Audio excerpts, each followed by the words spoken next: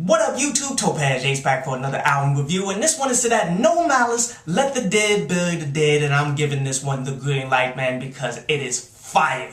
Honestly, this can be a top 5 album of this year because when you break it down, there's only 10 songs on this. Half of them are must downloads. The other half, you kind of can ride to them all the way through because the lyricism is so strong that it makes up for whatever flaws that are within there, dude. Like, honestly, this is one of the most worthwhile albums so far this year. And I love it for multiple reasons, man. Like, one, this album shows that you can make positive music, that you can actually do something somewhat positive, have positive messages, and it still be solid music for everybody within hip-hop to actually have. And two, I've always been a Clips fan and such, man, but always more so towards Malice. And this is why, honestly, when you break down the individual albums that they had as solo acts, like Pusha T haven't really dropped anything of that caliber for me, man, while Malice may have come up with one of the best albums of the year right here. Let's go ahead and break this one down, as I'm only going to talk about my favorite songs off of this project because there's a lot to unwrap right here, man. Starting with the title song, Let the Dead Bury the Dead right here, man. He's ultimately talking about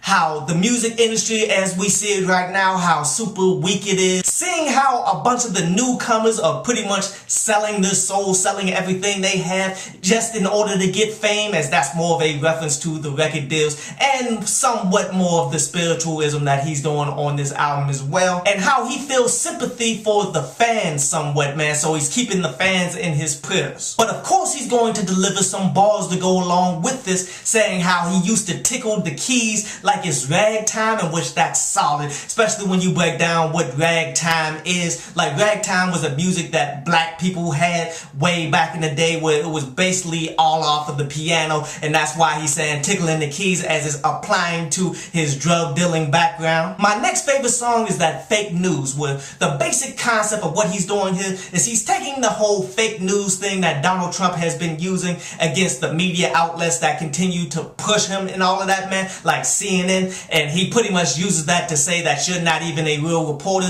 but yet he's ultimately taking that and flipping it for the hip-hop game, saying, okay, these rappers and stuff that's out here spewing all of this nonsense, pretty much lying in all of their bars, they're delivering fake news. He's really not believing them. And the way that he's portraying it is by giving you some real life situations that he went through, because he's trying to give you the real, not the fake news. And he's pretty much going in on how he turned down a record deal while he was broke, and he's obviously talking about when he turned away from hip-hop because of the negative views and all of that stuff that people were pushing with the music. And the way that he put it in these particular bars is saying that, okay, he's not innocent, but he's not going to feed his brother to the wolves in order to reap the benefits, in which that's a solid bar. And that's something that we definitely need to talk about here, because me personally, I'm not going to knock anybody who's trying to come up and get up out of this situation and they go ahead and do the music that's popular right now. Like, who I blame is the record labels who's putting all of this out when they should know better, when they honestly know that good music still does sell, and that you can have a positive message and still sell good music, especially in hip-hop. And we see that with individuals like Lecrae and all of that, man,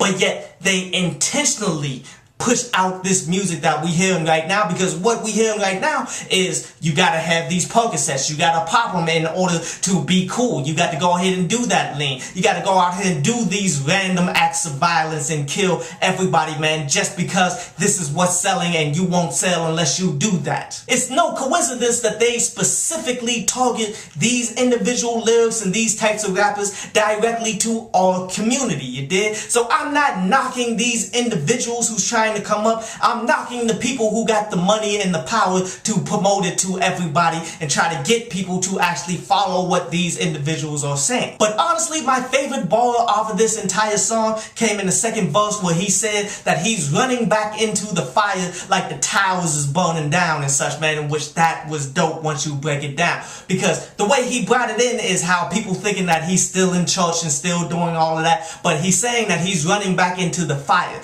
pretty much saying he's running back into the fires of hell, and he perceives that the music industry for what they doing is hell and all of that, man. As he's referencing how the firefighters ran back into the towers and stuff during 9/11, in which that was a solid bar. My next favorite song was that We Cry, in which the basic concept around this was do not cry for him when he dies, because his life, he went in so many different directions and all of that. He lived it up and he got a whole bunch of regrets and all of that. So really don't cry for him when he goes. And the way he portrays this is with nothing but bars, and these bars go in. How he said that he came a long way from the stove that be burning like Pompeii, which that was solid once you understand what Pompeii was. Like, that's the first documented evidence of when volcanoes started erupting, as he's referencing the volcanic eruption to actually cooking up dope right there. How he said that he slung rock like Goliath, in which that's obviously him referencing the famous Bible tale of David and Goliath, where David slung a rock at Goliath and killed it, in which Goliath was a giant, as again that's him referencing his past drug dealing. How he said that he got his message aimed at the kids like it's Columbine, in which that was solid because he's pretty much talking about his positive message that he has, that he's trying to spread to the youth, but yet he's putting it as he's referencing to the Columbine animals that was shooting up the kids in the school and all of that, man, as they was just aiming at little kids in the school, dude. And you know, that was pretty deep. But my favorite punchline is how he said he's like Obama, y'all effing up his legacy, and that was pretty dope because he's referencing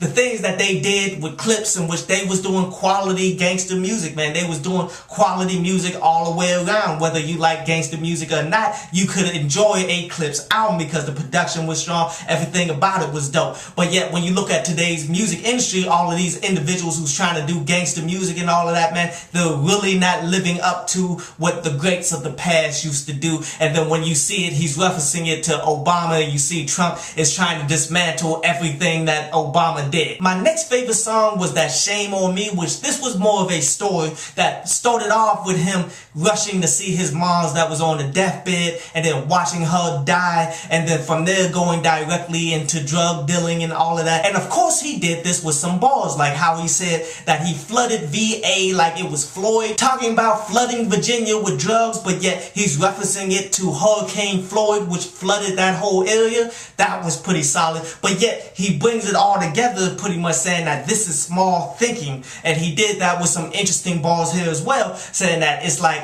an elephant that's chained up to a twig. And that's just real talk because that's small thinking. Like, how could an elephant be chained down to a twig if you're not limiting yourself? He's talking about just how the individuals limit themselves with their thinking. Like, if you were born and raised in the hood, man, and they have that saying that either you playing basketball, playing football, or you drug dealing, this is the only way you come up out of it. That is not reality. That's limited thinking right there. Like, you can do whatever your imagination takes you. You just have to have the plan. You have to have the actual hustle to go out here and get it. This world is your sandbox. It's all up to you to make it. Like, you don't necessarily have to go in that particular way. Now, my last favorite song is that Let's Die, and I'm not going to say that this was a diss, but it's more of him looking at certain things within the music industry that is particularly wrong with communities. And how he portrays this is pretty much saying, you know what's wrong? How these drug dealers thinking that they anonymous. If you remember,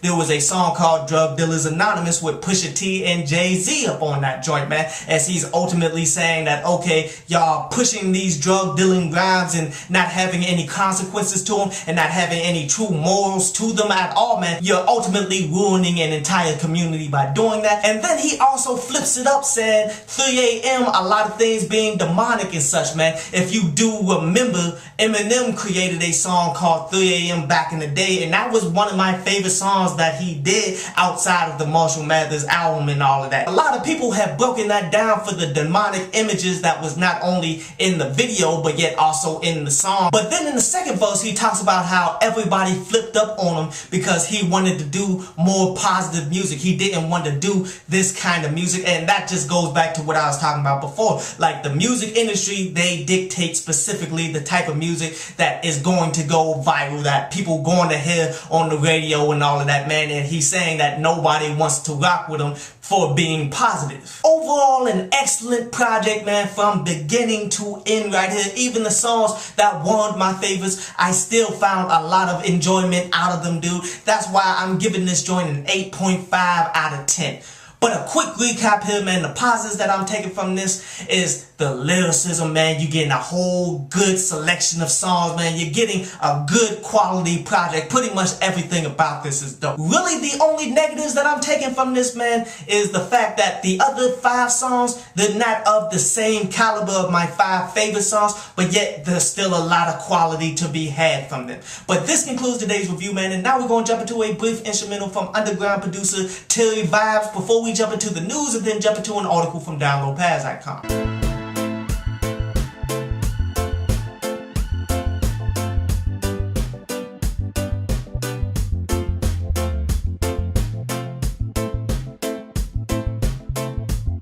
So have you guys seen that 50 Cent came out on Instagram saying that there was a 10% boost in ratings, and you know, stars should be thankful that he went on ahead and leaked this project? And that honestly comes off as more trolling, even though a bunch of people are trying to take that serious. But honestly, it comes off as he's trolling them because they believe that he was the one who leaked the whole thing. And if you're going to blame him for doing it, he might as well take the credit for it. But I honestly don't believe he was the one who leaked it. But in the end, we'll see. But anyway, on to today's article from downloadpads.com. Today's article is about being on the right side of history, because this is an important thing that I'm hoping that all of my people, black individuals in America, will ultimately do. Because sadly, too many of us are cooning out here. Too many of us are afraid to actually make moves, to actually sabotage what these white supremacists and all of these people are doing out there. Like, they're holding actual Nazi rallies and all of that, but people are still afraid to go against these people. And the thing is, you want to be on the positive side of this because you will be remembered forever for your actions here. Much like how Hitler will forever be known for being one of the worst people of all time, and nobody will ever forget that. And then you want to look at people like Muhammad Ali for the positive things that he did. You want to look at Martin Luther King for the positive things that he did. You remember all of these people forever. Now, when you look at this day and age, the person that I see right now that'll be remembered forever would be Colin Kaepernick, because he's been going through the struggle because of the positive things that he did for when the positive side win this war, because that's exactly what this is. As history dictates that we will win here because we are on the side of justice, much like how Hitler and the Nazis lost, much like how the rebels and all of that of the Confederacy lost, they're going to lose again. And we need to be to the forefront of the people making history for defeating these guys. I hope you enjoyed the show. You can follow me at Twitter up there, and you can go to downloadpads.com, that's down there, to read today's article.